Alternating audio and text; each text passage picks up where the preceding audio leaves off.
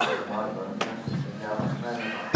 لله رب العالمين الحمد لله حمدا يوافي نعمه ويكافئ مزيدا أفضل الصلاة وأتم التسليم على سيدنا محمد وعلى آله وصحبه أجمعين. أما بعد يتفضل السيستر حديث نمبر 5. قال الله تعالى في من قتل نفسه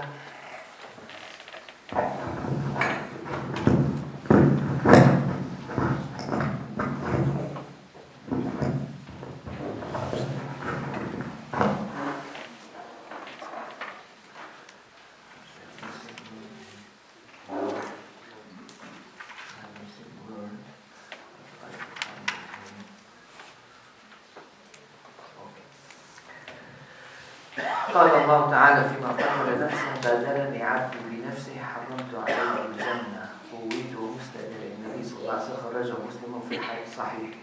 And here you have authentic hadith Qudsi. When the one commits suicide, Allah subhanahu wa ta'ala, his response to it is going to, sorry, you may read it in English.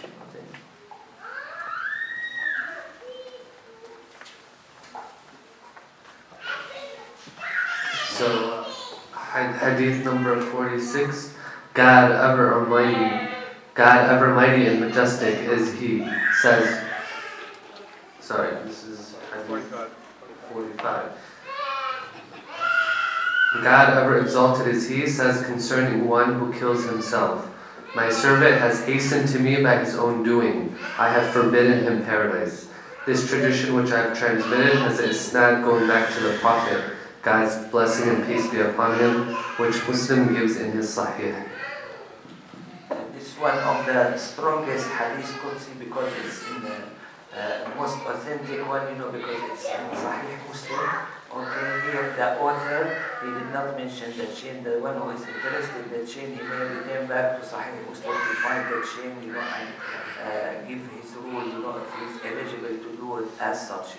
That the point here, out of our mind, we may understand something, which is not recommended by Allah subhanahu wa ta'ala. That's why we shouldn't judge Allah subhanahu wa ta'ala according to our thought, okay?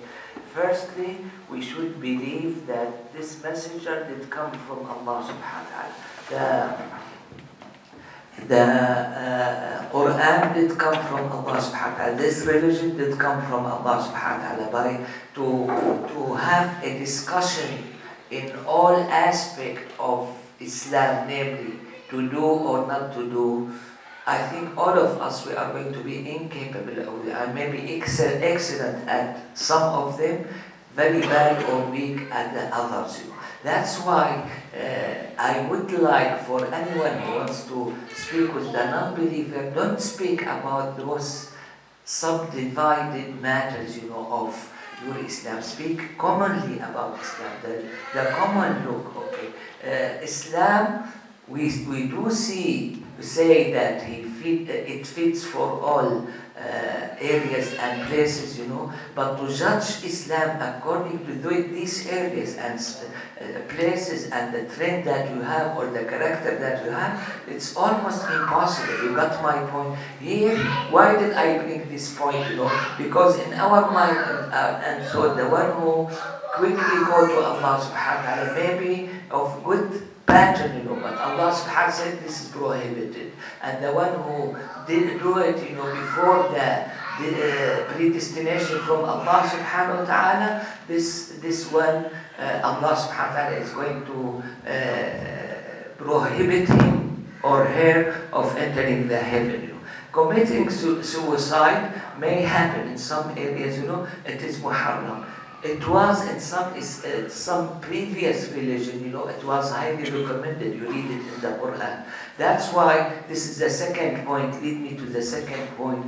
Many of the Muslims nowadays, they have complete rejection that the Prophet ﷺ, with the revelation, has a pause that he tried to drop himself, from the high mountains, My answer to this is maybe right or wrong, but here, at that particular point, it was not prohibited Islamically, okay? It was prohibited after that, And here, you cannot judge the Prophet according to it, because you are not going to judge the Prophet for something which happened or that. Nowadays, when we are Muslim, we should stick ourselves to whatever is prohibited, that not to be done, and whatever is obliged to be done. And we should be quite clear.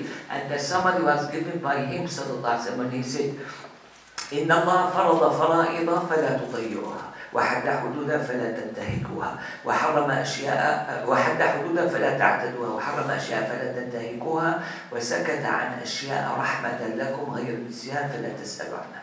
He summarized يعني this great summary جوامع الكلم. يعني if I'm asked to do it, I'll be incapable of doing it. He summarized all rules, instructions coming from Allah subhanahu wa ta'ala by 5 items. First, 4 items.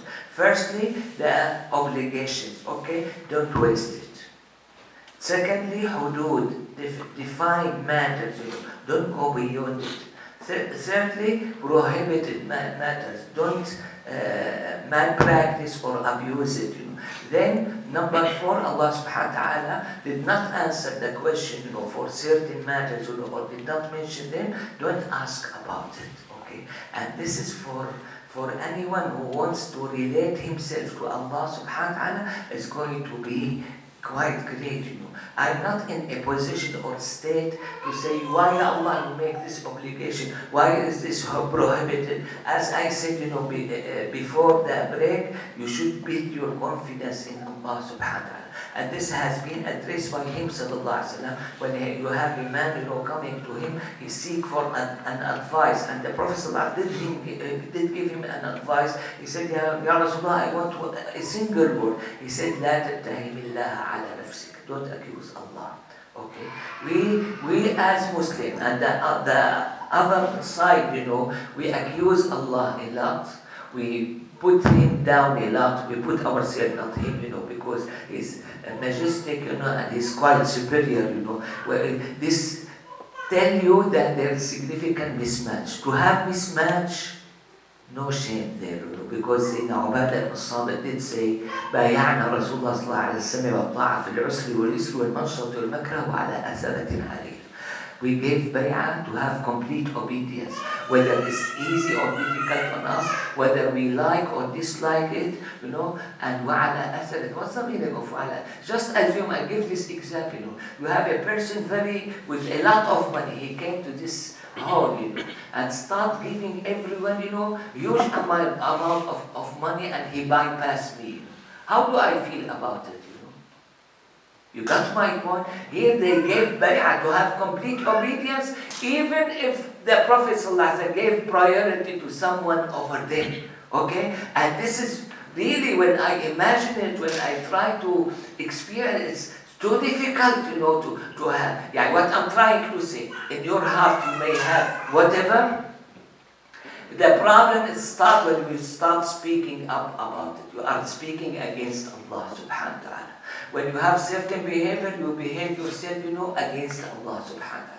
But to have it in heart, this is for me, I'm going to match myself, or try to adjust myself. I try to recall myself. Listen, I'm going to tell myself, listen, you are in this matter, very good. In the other matter, you are very bad, because you don't understand it, you dislike it or whatever.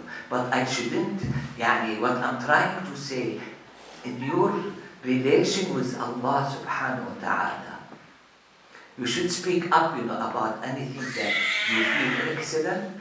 Those you feel otherwise, you should keep silent. And this is the practice, I'm sorry to tell you. Whenever anyone loves anyone, he's going to magnify those matters, great matters, and bypass the others, Here in Allah subhanahu wa ta'ala, I'm quite confident. Allah subhanahu wa ta'ala is perfect. You are not going to find anything deficient.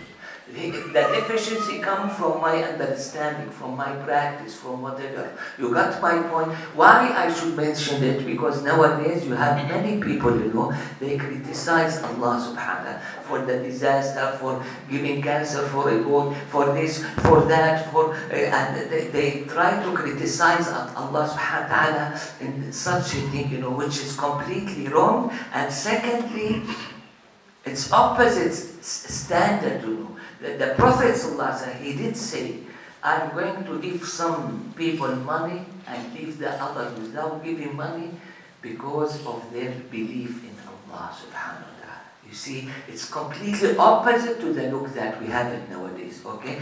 And this is, even Allah subhanahu wa ta'ala is going to, as he mentioned in the Quran, وَلَوْ كَانَ النَّاسُ أُمَّةً وَاحِدَةً لَجَعَلْنَا لِمَنْ يَكْفُرُ بِالرَّحْمَنِ لِبُيُوتِهِمْ سُقُفًا مِنْ فِضَّةٍ وَمَعَارِجَ عَلَيْهَا يَظْهَرُونَ وَلِبُيُوتِهِمْ أَبْوَابًا وَسُرُرًا عَلَيْهَا يَتَّكِئُونَ وَزُخْرُفًا وَإِنْ كُلُّ ذَلِكَ لَمَّا مَتَاعُ الْحَيَاةِ الدُّنْيَا وَالْآخِرَةُ عِنْدَ رَبِّكَ الْمُتَّقِينَ. If they are going to be unified, the whole creation, the whole humankind, we are going to give all dunya for the non-believer. Okay? And it is completely opposite of the standard that we have it in our mind. Why? I should ask why. Because the Muslim, in general speaking, they became materialistic. Okay? For those who are love materialism, this life is everything.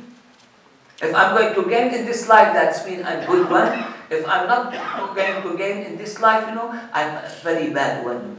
And here, when you take it physically, even the time of the Prophet ﷺ, the companion, they have very short of food, they have very short of clothing, they have very short of housing, they don't have the tools that we have nowadays, for as vehicle-wise, aircon-wise, and you name it, and all of those matters, according to this standard, it's going to make them, at the bottom, But I bring this question, myself. If I ask myself, I'm going to tell one of the companion that we have airplane, we have air conditioning. Would you please come to our time? What's his answer? No. Keep whatever you have, and I'm going to stay, in whatever I have.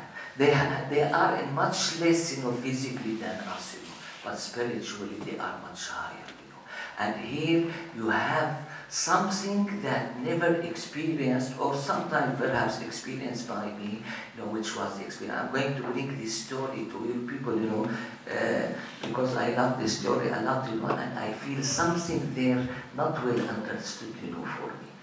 This is the story of Sayyidina Zayd ibn Harisa. He was a teenager, He was in his tribe, with his parents, and the family. The parents, they were from different tribe, and his mother wanted to visit her family. She took this teenager boy with her, and on her way, as the Arab, they used to have this, they captured this boy, and they sold him as a slave, in Ukaz, in a market next to Mecca, and he was bought by a noble person from Mecca, rich one called Hakim ibn Hizam. His aunt was Sayyida Khadija radiallahu anha. When she came to receive him, he offered her, take whoever you want from these slaves, this is his present, you just imagine, this was quite expensive, in these old days, She chose Sayyidina Zayd ibn Harisa, she took him, back to the house of the Prophet. You see how great is Allah subhanahu wa ta'ala.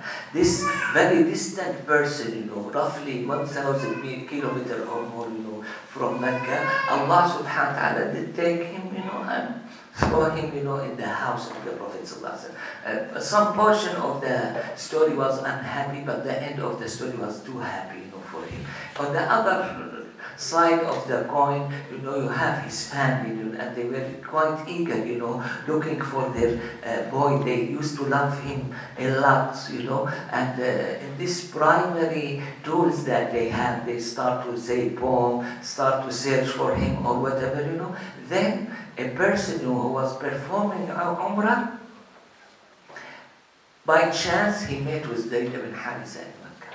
And when he returned back to his tribe, he told his family that your son is in Mecca. And his family, his father, his brother, and his uncle, they came to Mecca asking who was the master, of that particular boy. And this was Sayyidina Muhammad sallallahu alaihi wasallam. Okay, this is before revelation. And they asked, they said, this is the grandson, of very famous man who used to be the chief of all Meccan people, from very noble family called Muhammad. And they met with him, they offered him, we are going to pay you the amount of money that you would like, to free our boy and let him, come with us, The Prophet ﷺ, this before the revelation, he said, I have better offer than yours. What's your offer? He said, I'm going to call Zayd ibn Harisa. If he wants to go with you, let him go, without any payment. If he wants to stay with me, I'm not going to give preference for anyone who wants to stay with me. They said, they were shocked, by this statement. And they said, you are not only fair, you are above the fairness. Okay? And Sayyidina Muhammad sallallahu alaihi wasallam, he did call Zayd ibn Harisa, asking him, who are these? He said, this is my father, this is my brother, and the other one is my uncle. Then come down, you want to spend day with me or you want to go with them? He said, no, I want to stay with you. And they were shocked, Why? Because this teenager, he gave the preference of slavery over freedom and to be with, quote unquote, you may call him stranger, than to be in his family, And this is the statement. I brought the whole story for this statement given by Zayd ibn Harisa because I feel myself up till now, I'm not that well, to understand it, He said, I have seen from this particular man something that I'm not going to give preference for anyone over him. This should be the attitude of all Muslims.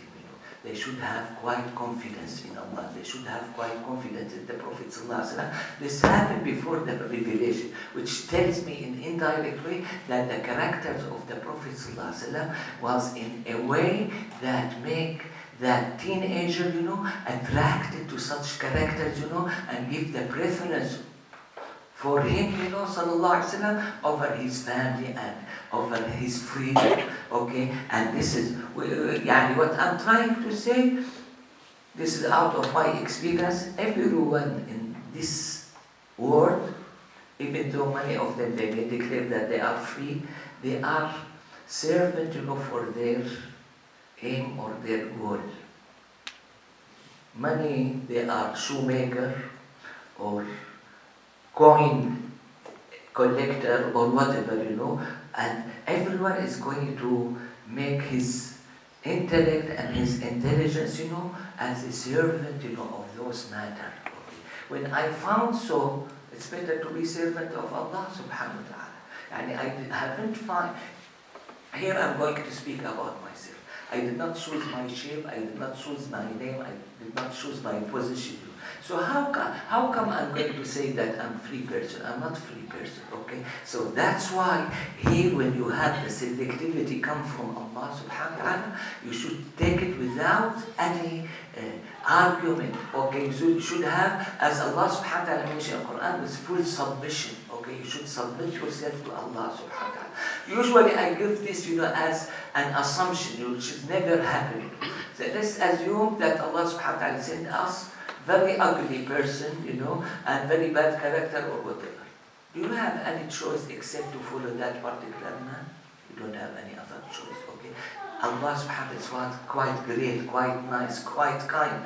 Whatever you want, Allah subhanahu wa ta'ala did send us, the high selected one, in his appearance and in his characters.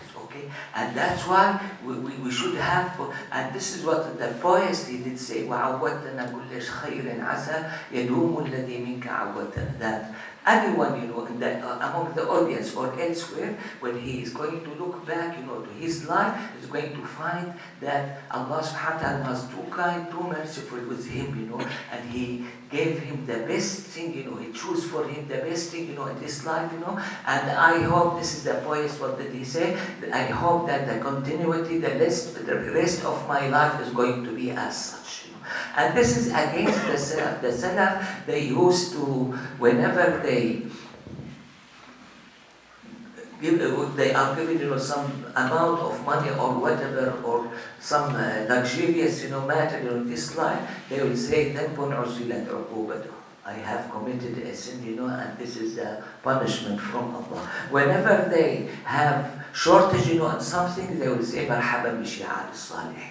Welcome, for those signals, of the poor people, what I'm trying to say, that our look, to those matters and to understand Allah subhanahu wa ta'ala is completely upside down, okay? We should change all of it, to have it, according to Allah subhanahu wa ta'ala instruction.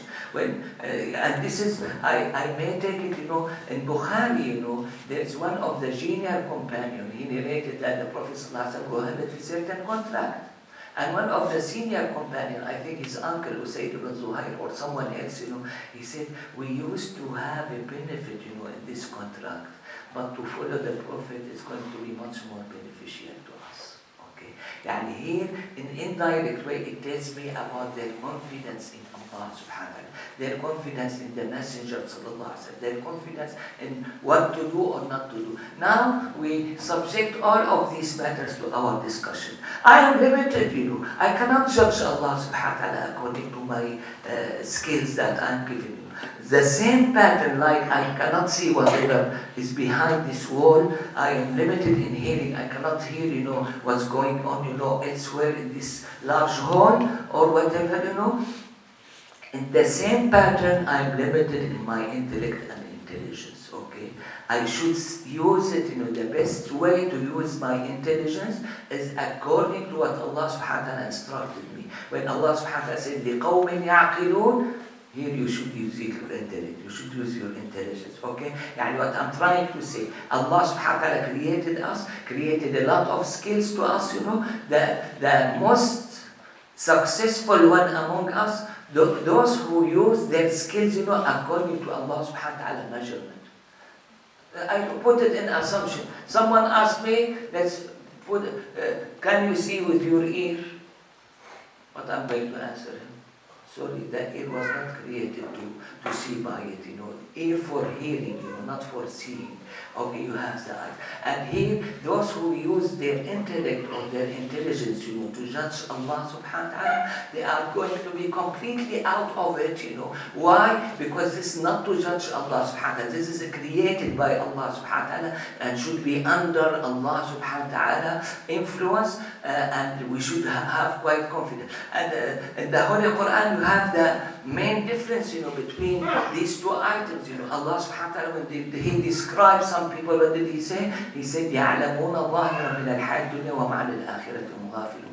The one who is good, at certain matter, not necessarily to be good, at all matters, They are quite good, in the apparent or manifested matters, of this life. They know the physical rules, they know the chemical rules, they know the natural rules, and you name it, وَهُمْ عَنِ الْآخِرَةِ غَافِلُونَ.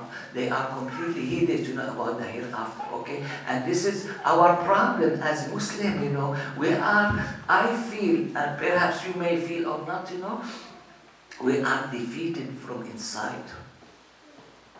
We feel that those people who are superior than us, in the airplane, in penicillin, and you name it, they are superior even in knowledge of Allah subhanahu wa ta'ala. They are superior in religion or whatever, which is completely wrong, This is my thought. You may correct me if I'm wrong, For the Oriental, the religion comes at first. For the Western people, it may come number 15 or 20, I don't know. And this is, I did pay attention to it even when I read the historical, books, when the French people, they invaded Egypt, Some of them, they became Muslim. Some of them, they attend the Mawlid or the other, They try to put the flag, on one sheikh, and he start becoming shaky, This for me, in indirect way, tell me that for the Oriental, religion come at first, for the others may come,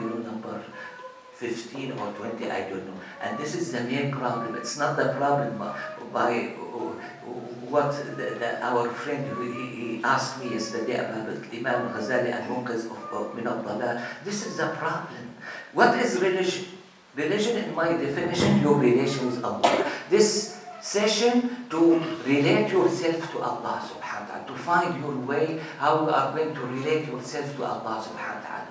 Okay? The one who doesn't care about Allah subhanahu wa ta'ala or whatever, he completely is way undeveloped, in his religion, even though he may be much superior than me in his life.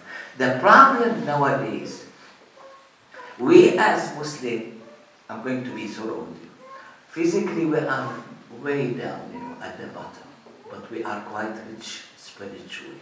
I'm sorry to tell you, most of the Muslims, they are going to be materialistic, and they will fail to bring this letter or convey this letter, this message to their children, and that's why you have significant amount of the Muslim fellows, their children, they are going to be atheists. Why?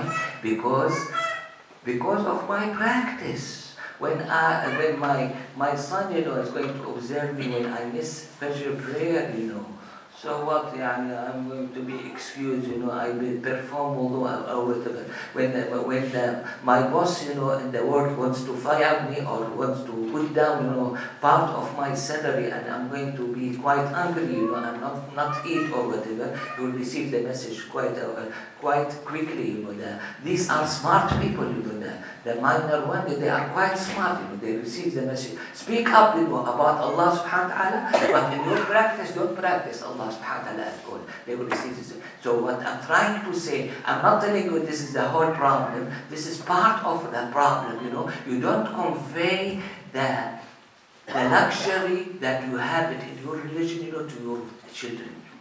I'm going to be speaking about myself. I'm sorry to keep speaking, about myself, I was raised in an environment, surrounded by awliya. I'm sorry, I was not able, to give my children the same environment that I raised up with you. You got many of those practical points, The Muslims, they have complete failure to do it, Nowadays, I'm not speaking about race, I'm speaking about my country, Many of those parents, with the main interest, to open a house for their children to get married or whatever. Many of these houses, what the Prophet ﷺ spent his time, to establish, within 23 years, they are not going to be recognized in these houses, You have many of these houses, Fajr time come, no one wake up, till sunrise. Some of those young people, they will sneak, and eat during Ramadan, What I'm trying to say, the Prophet ﷺ did spend, 23 years, to establish those matters, And I'm sorry to tell you, I hate myself, about this, We are destroying what he established, by our hands, nowadays. And this shouldn't happen. So we'll go back to this particular hadith. Here you have, as the Hanafi, they said, there is hasanun li dhatihi, qabihun li dhatihi, hasanun li ghayrihi, qabihun li ghayrihi. Okay? And here, what's hasanun li dhatihi, good for itself, for its meaning, you are going to find all prophets, they'll come by this, by this idea. The oneness of Allah subhanahu wa ta'ala, to pray, to pay charity as zakah or whatever. And you have something, good not because of itself, because other factors. Here you may have difference, between or among the religions. They are not going to be the same. And you have what is ugly for itself, You have all religions, they have it, like to ascribe a partner to Allah, to commit adultery or whatever, or homosexuality. All of those religions, they were against it. Okay, so then you have something that may be accepted by some religion or not, but like killing the one himself, suicide, or by drinking wine or whatever, and this is, you may have difference, among the religion. Don't please misunderstand me. Even those who are for the other purposes, some of them, they are either obligations or prohibitions, and we as good Muslim practitioners, we should practice it, a lot, Nowadays, you have a lot of women, they say, why hijab, why you should wear hijab? This is from the middle centuries, it doesn't fit. And I heard this one from one used to live in Canada, I don't know if he's still alive or not. He said, when you look at Mary, the statue that you made to Mary, does she look, similar to us more or to your people more? Okay, what I'm trying to say, religion-wise, this is those of old people, they were much religious than us. Many of them, they were great, they are at the top or summit, because they were prophet, or whatever, and we should listen to them, The matter of development, or lifestyle, I'm going to try this cup, if I like the taste, I'm going to ask for it, and it's a matter of experience. That's why you have very limited areas, that Allah subhanahu wa ta'ala said, pork is prohibited, wine is prohibited, or whatever, but most of those matters, they are going to be left, for the experience of the humankind, and we may experience, even in this setting that we have here, some they may prefer this type of food or drink, the other may prefer the other type. What I'm trying to say, please don't overlap. You have some experimental sciences, in our life. We have transmission, massive transmission. When you have relation with your Allah, with Allah subhanahu wa ta'ala, one is dominant and the other one is quite deficient, Here you should have the instruction come from the superior one to the inferior one, and here we are luxurious as Muslims because we have this massive transmission, of the Holy Quran, of the prayer, of this or that, which is, I don't have it, in my life. When I came to your people, this morning, I cannot guarantee for 100% that I'm going to be safe without car accident. Alhamdulillah, but this is high probability, and Allah subhanahu wa ta'ala make it work for me. You got my point? When I look at my life, many of the aspects of my life, they are at the high probability or possibility, or you name it, Where when it comes to Islam, you have confidential, This is, you hardly find it elsewhere except in math. When you add 1 to 1 is equal to 2. Is this practical, in our life? No. When I was, and I don't know, don't laugh at me. When I was in the school and they gave us the physical rules, what did they say? They said that this is for the rules. They are when you have complete vacuum. That means there's no air or whatever. Okay, this may be changed. What I'm trying to say, many of those rules that are confidential or they are definitive, they are relative. Cannot use it as practice. Whereas in Islam, you have many of these rules who are definitive, and you may use them in your life. That's why I look at the Muslims, they are quite rich. I'm sorry to tell you, in the meanwhile, many of the Muslims, they are quite poor. Why? Because they don't know how to use the Quran or the prophetic tradition. Example of it. If you give a person, a laptop, some of them, they are going to enjoy the pictures, seen there, Some may use it as calculator. The third one may get the maximum of it, And this is our case with the Quran, okay? In the Quran, some of us, they may love the tunes, and the way of recitation. The other may be, and the companion, they got the maximum. Why did I say they got the maximum? Because physically they used to be considered, at the bottom, and Allah subhanahu wa ta'ala made them at the top, You have such a person, like Umar ibn Khattab, who used to drink, wine and spend the night with some people. Allah subhanahu wa ta'ala assigned him to lead one of the largest empire, and he was too intelligent, to take care of everything, This is unbelievable, in my mind. This has never happened, which took place, And the same Quran that made them as such is the same Quran that you have it available nowadays, But we are not good practitioners. That's why we have a lot of argument. And the main point, as I said, at the beginning, the main point is our relation with Allah subhanahu wa ta'ala. Apparently, the companion radiallahu ta'ala anhu, when the Prophet addressed them, أَحِبُّ اللَّهَ بِكُلِّ قُلُوبِكُم, you should love Allah subhanahu wa ta'ala on all of your hearts. They practice, they subject themselves, to practice it, heavily. They have the most beloved personality, Sayyidina Muhammad sallallahu alaihi wasallam, and they have this in their practice, Nowadays, I give you this.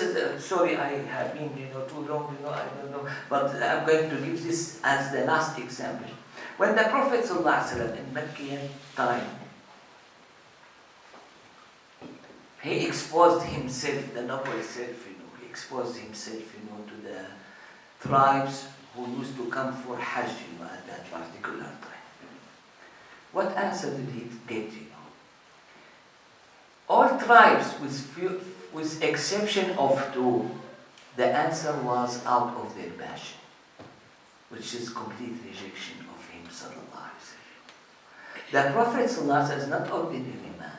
He used to have great manifestation, and anyone manifested by him sallallahu alaihi wasallam is going to believe right away that he is a messenger. لو لم تكن فيه آيات مبينة لكان منظره بك الخير. If he's not supported, by the miracles from Allah subhanahu wa ta'ala, just to look at him, this is enough to know that this person is not a liar. Okay. But I'm sorry to tell you, this complete rejection by all tribes of Arab, with exception of two. One, they use their intellect and their mind, namely Qabil al-Shayban, and the other one, they use their heart, the Sadat al-Ansar. And they just, if we are going to unify, under your hand, you are the dearest one, all over, ever. This is what happened, okay?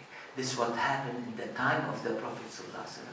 This is what's going to happen to us, So that's why I may get the maximum benefit, of antibiotic from aircraft, from this or not, but I'm not going to make them judge my relation with Allah subhanahu wa ta'ala, judge my relation with the Prophet sallallahu alaihi wasallam. The last point,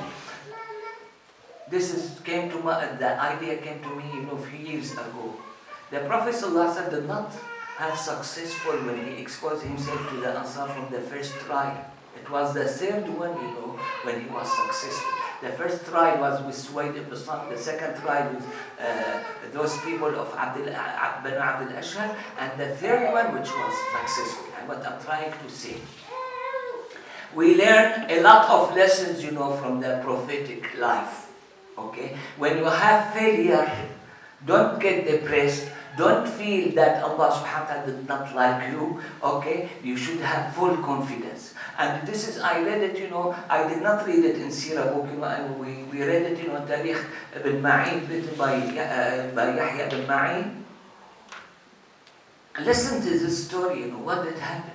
When the Prophet sallallahu alaihi wasallam, in an opening way, he invited everyone to Islam. All of the Meccan people, they joined him. Why? Because their leaders, they used to spend the summer, in Taif city. When they return back, they make everyone, convert back to his kufr, Did this weaken the Prophet ﷺ, make him depressed or not? You see, I cannot even imagine such a position, You have all these crowds, come to him, ﷺ, and all of a sudden he's going to find himself, left alone.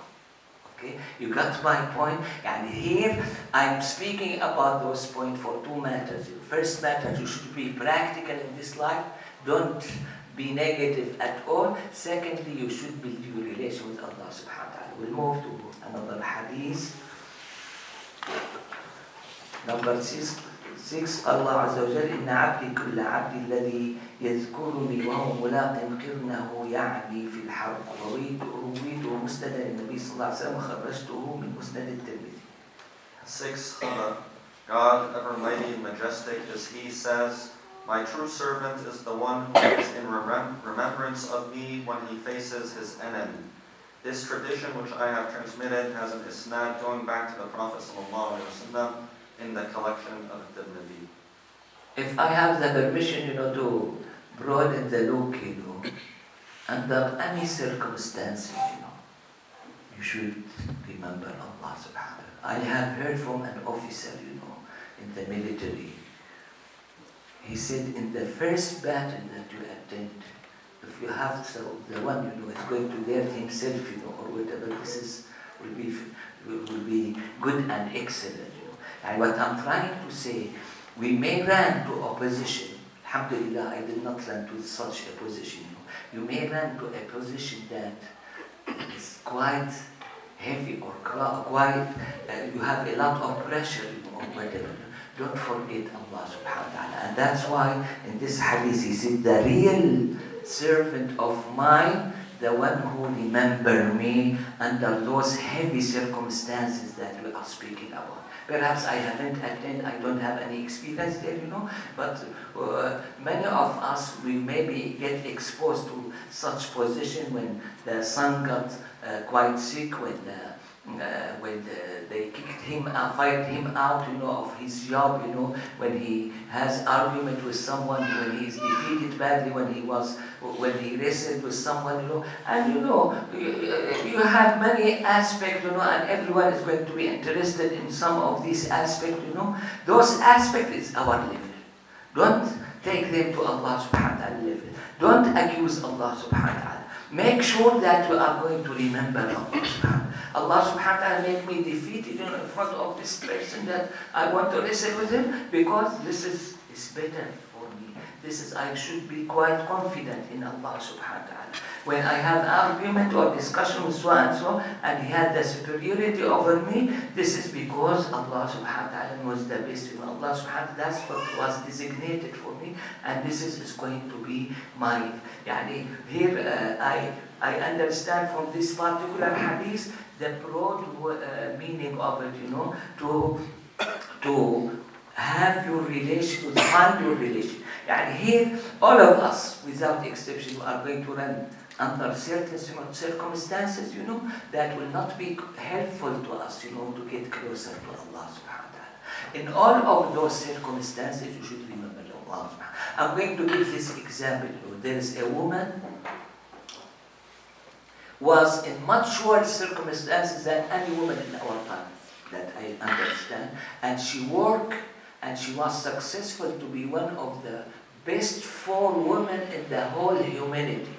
Namely, is the wife of Pharaoh, Sayyidah Asiya. Okay, the Prophet ﷺ did mention that she was one of the 4 that they are the best among all women. Okay, yet her husband used to say, "Ana rabbukum al-a'la" in the morning and in the evening. You see, what I'm trying to understand is this woman was under very bad condition, very bad circumstances, and she worked hard to make herself, Allah subhanahu wa ta'ala knows the best, Allah subhanahu wa ta'ala knows about condition. Allah subhanahu wa ta'ala, the reckoning from Allah subhanahu wa ta'ala is not going to be equal for everyone. Allah subhanahu wa ta'ala knows our circumstances, our behavior, our characters, you name it, But the point, you should be confident in Allah subhanahu wa ta'ala, and you should work hard, to achieve, the pleasure of Allah subhanahu wa ta'ala. This is what I understand from this particular hadith. They said we have 10 minutes, shall we go to another hadith or leave it for questions? I don't know, perhaps at the end, we'll have some question and answer. We'll move to the next hadith. قال الله تعالى يا ابن آدم لو رأيت يسير ما بقي من أجلك لزهدت في طول ما ترجو من أملك وقصرت من حرصك وحيلك وابتغيت ازدياده وإنما تلقى الندم لو قد زلت بك القدم وأسلمك الأهل والحشم وانصرف عنك الحبيب وأسلمك القريب فلا أنت إلى أهلك عائد ولا في عملك زاهد فاعمل ليوم القيامة يوم الحسرة والندامة. هذا الخبر منقول من الصحف المنزلة رويته عن يونس بن يحيى العباسي عن أبي الفتوح محمد بن علي الطائي عن سلمة بن شبيب عن منصور بن عمار عن أبيه عن زكريا بن حدثني إبراهيم عن سلمة بن عبد الملك عن وهب بن منبه. Number 7. I have. You skip one. No, I did not skip one. We have spoken about that one. I did speak about it. Number 6, I'm quite confident. And the number 5, I did speak about it.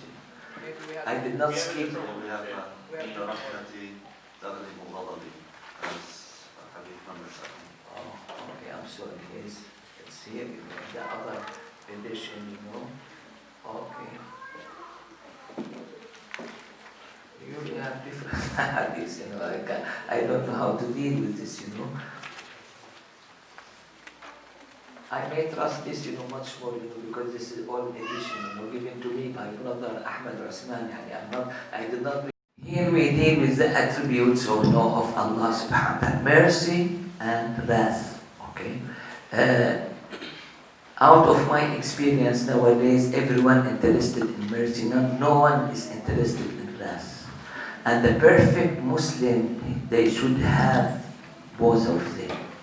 As the holy names, which are reflection of the attributes of Allah subhanahu wa ta'ala, they are going to pile the two meanings, Even the Prophet sallallahu alaihi wasallam, his holy name, he is Rasul al-Rahmah and Rasul al-Malahim, the messenger of mercy and the messenger of fighting.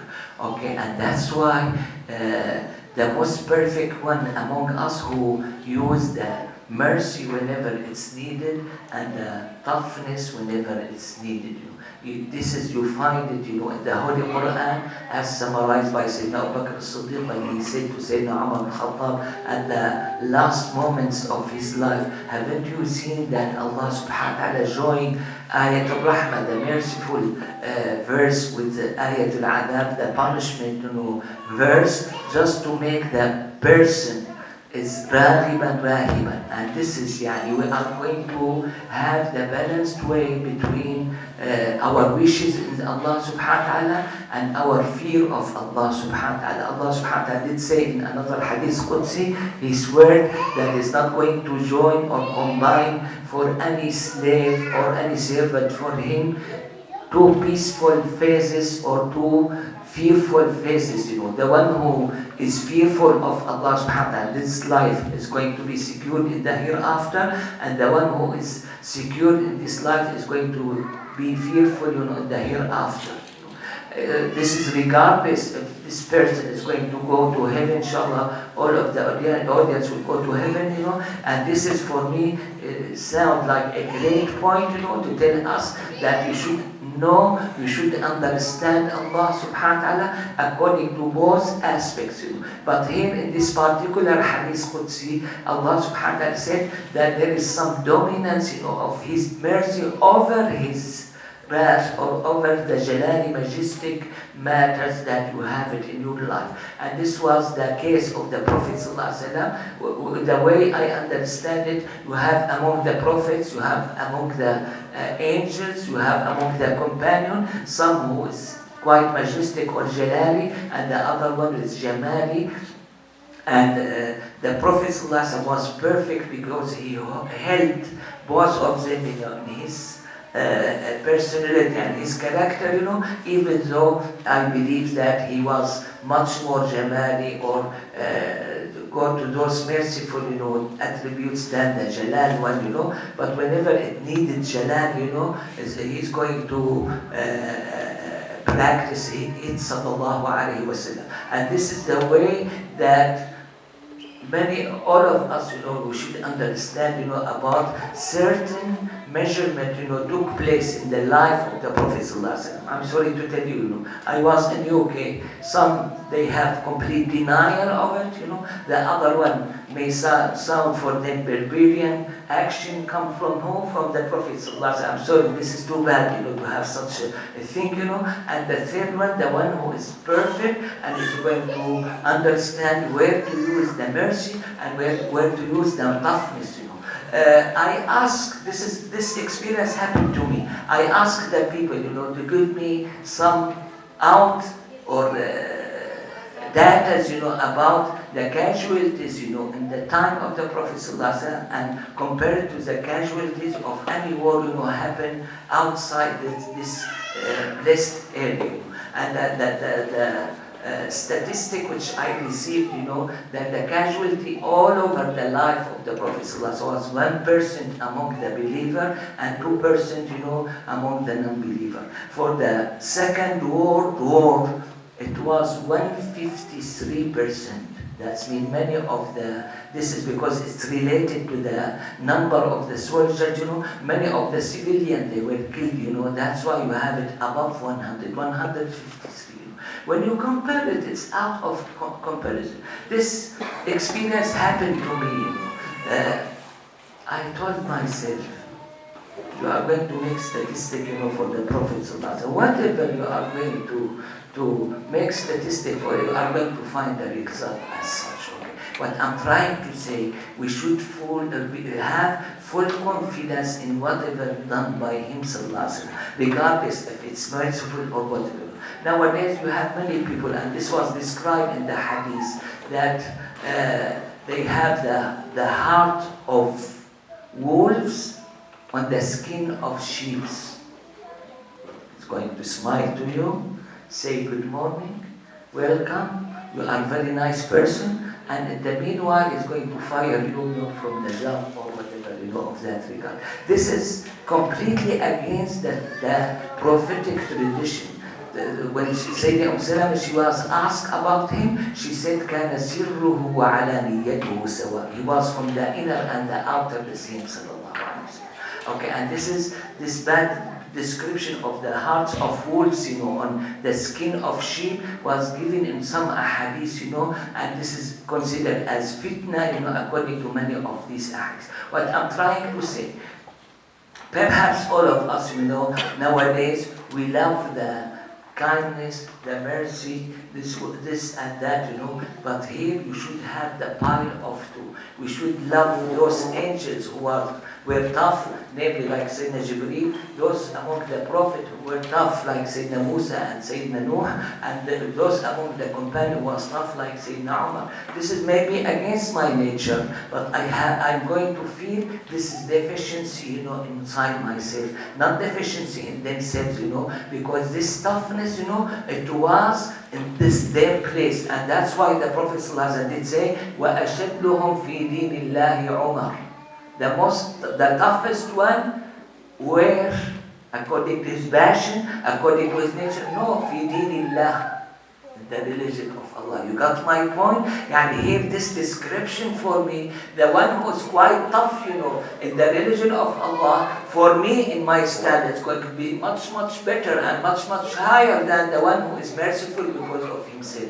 You got my point? And here, the one who worked for that, and this is what has been addressed by Umar al-Khattab. What did he say? He said, وَلَوْلَا اللَّهِ لَرَأَيْتُمْ غَيْرَ ذَلِكَ. If there is no Allah and no hereafter, you are going to find something else, the completely different picture, of toughness, is going to be practiced by Sayyidina Umar al-Khattab. What I'm trying to say, all of us, without exception, we should regulate ourselves, about the Quranic statement, namely you have the verses, some of them they are merciful, the other one they are quite tough, okay? You should regulate ourselves according to the angels, according to the prophets, according to the companions, according to our prophet. The prophet was the most perfect one, to reflect the attributes, of Allah subhanahu wa ta'ala in that matter. He has the two components, in his personality, in his characters, but you have the mercy is going to be much more pronounced or announced, in his attitude and in his character, sallallahu alayhi wa sallam. And this is what well shown, I'm sorry to tell you, I'm going to give you this example. He was treated badly, by the people of Mecca, He was sent away from his house, and his reputation was put down, he was called crazy, he was called black magician, he was called this liar, and all of those dirty matters which doesn't belong to him, sallallahu alayhi wa sallam. What was his main concern when he wanted to conquer Mecca?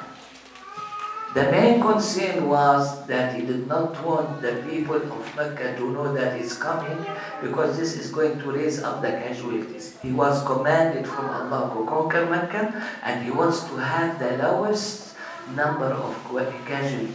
Okay? Anyone in his position, he's going to let them know and have massive massacre, and then, to take revenge from them. But we understand that the Prophet ﷺ will not take revenge from himself. And his main interest was to attract people to Allah subhanahu wa ta'ala, to make them. Some of these people, they show the enmity, against him, sallallahu alaihi wasallam. Some of these people, was described by Sayyidina al-Khattab. He did say to one of them, I don't love you at all. Why? Because you have many nights that you make the Prophet sallallahu alaihi wasallam unrested, in this night, because you have something done. And that person who was Muslim asked Sayyidina, is this going to change your just, toward me or whatever? He said, no, this is only matter of love. He said, I don't care about love, The one who care about love, let him care about it. I don't care, But what I'm trying to say, many of those great people, who are much greater than me, and without comparison, they are going to hate some of those people, because of their attitude toward the Prophet ﷺ. You see the Prophet ﷺ as if he completely forget what they done with him, and he's going to treat them, the way they should be treated. You got my point? And what I'm trying to say, in many of those aspects, the Prophet ﷺ did show mercy, and we should show mercy. In some of these aspects, he did show toughness, and we should be tough, and agree with this, and this is the attitude. This is the most perfect reflection, of Allah subhanahu wa ta'ala attribute and Allah subhanahu wa ta'ala holy names. You have here, Rahmati tasbiqu ghadabi. Okay? You have two attributes of Allah. You have many names related to the first one, some names or many names related to the other one, and you have it summarized in Surah Al-Rahman, when Allah subhanahu wa ta'ala did say at the end of it, تَبَارَكَ اسْمُ رَبِّكَ ذِي الْجَلَالِ وَالْإِكْرَامِ.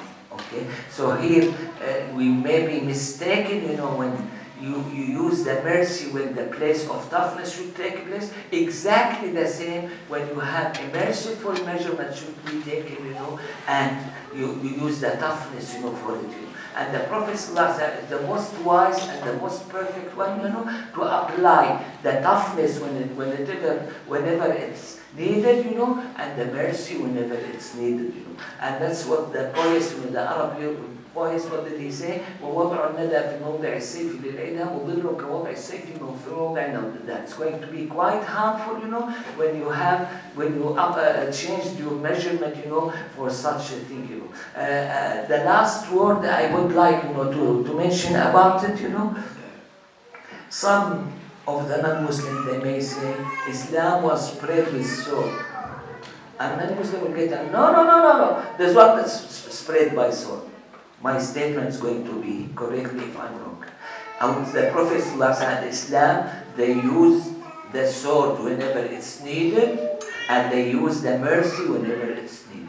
And that's why you have many of those merciful, measurement in the time of the Prophet ﷺ, his life, in the practice after him, and you have the other measurement. I'm sorry to tell you, when you look over the history, this is the last point, I remember, when you look over the history, that the Muslims, they are going to be much more merciful than the others, on all of those matters, And this is what make, I'm not going to mention the name, a Lebanese Christian in our time, he became Muslim out of this, because he observed the difference, between the behavior done by the Muslims in Lebanon when they had the civil war, and the others when they practice it.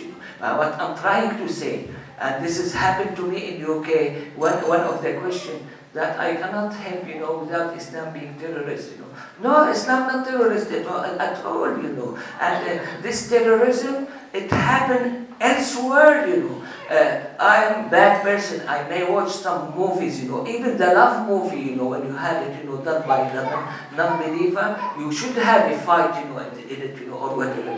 Whereas in you see, when you look at the Arabs or the Muslims, in that regard, they are going to be completely aware of it. The nature of I'm going to speak about this. I heard it from someone who used to live in US. He said they were not practitioners. He may beat up his wife till he break her bone, or his son till he break his bone. In Islam, you never ever have this. The breaking of bone was related to Muslim, and those Muslims, they are terrorists. They Muslims, they are the one who did so. They are the one who had this malpractice. Any Muslim, as Sayyidina al-Khattab did say, is going to be regulated.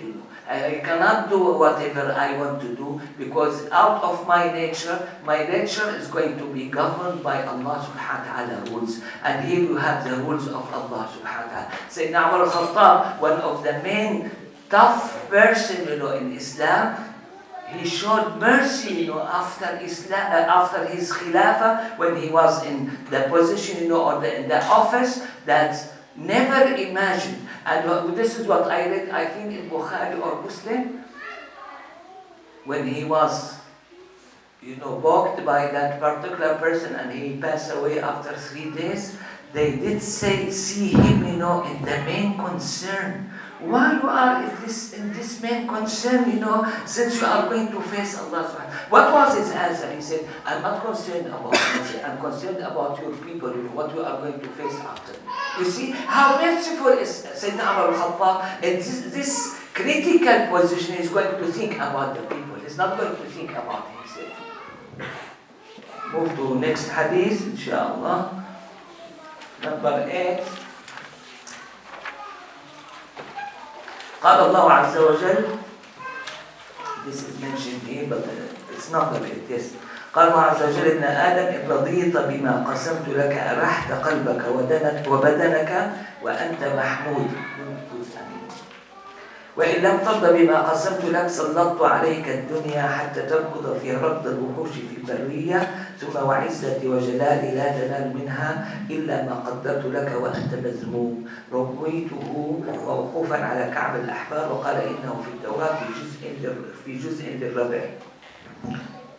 Hadith number 8. God, ever mighty and majestic is He, says, O child of Adam, if you are content with what I have apportioned you, you give ease to your heart and your body, and you will be praiseworthy. But if you are not content with what I have apportioned you, I shall subjugate you to this lower world to such a degree that you will gallop around like a wild animal in the open desert.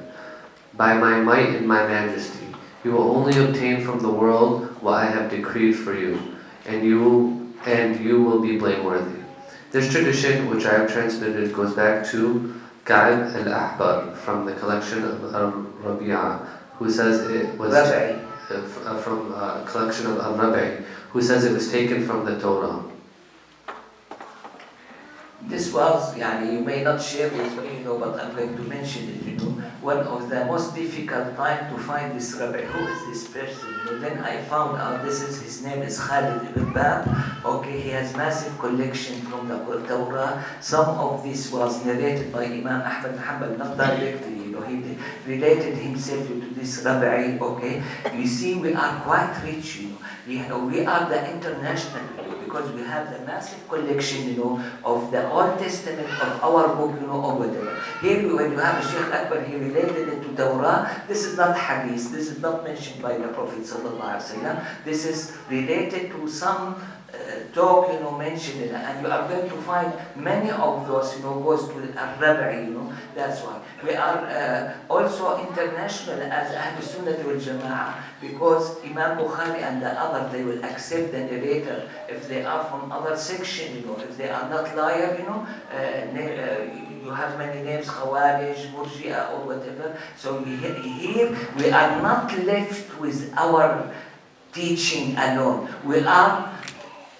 have very broad opening, for everyone, and we are going to have the massive collection. This started the Quran, but the Quran says subhanahu wa ta'ala, بل تؤثرون الحياة الدنيا والآخرة خير وأبقى إن هذا في الصحف الأولى صحف إبراهيم وموسى. This is taken from Sayyidina Ibrahim and Sayyidina Musa, that you give preference, to this life, and the hereafter is going to be much better than you, for you. Okay, this in indirect way tell me that my Quran, my prophetic tradition, my collections, in general, they are going to have the massive collection, We are not going to limit ourselves, to our religion only. We are not going to limit ourselves to our section only. We are going to get the benefit, from anyone. That's why we are quite open, we are quite broad. When someone is liar, regardless of his section, we are not going to accept his narration. Okay, when you have something mutawatir